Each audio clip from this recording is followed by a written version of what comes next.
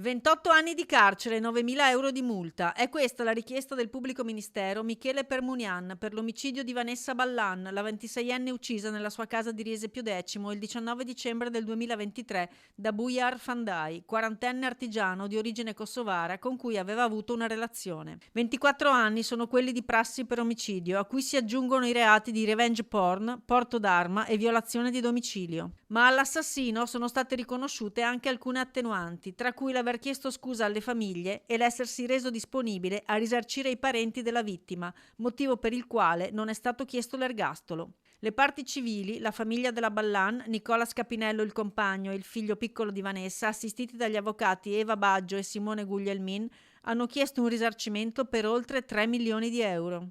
Nel corso dell'arringa, durata quasi 3 ore, Permunian ha ripercorso le tappe della storia iniziata nel 2022 fra Vanessa e Bujar e soprattutto ha letto in aula alcuni degli innumerevoli messaggi minacciosi e intimidatori che il kosovaro ha inviato a Vanessa.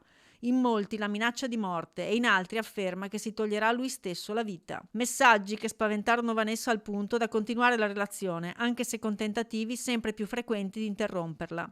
Un omicidio che secondo il pubblico ministero fu premeditato non solo per le chat tra l'assassino e la vittima, ma anche per quelle intrattenute con i suoi familiari e per il modus operandi.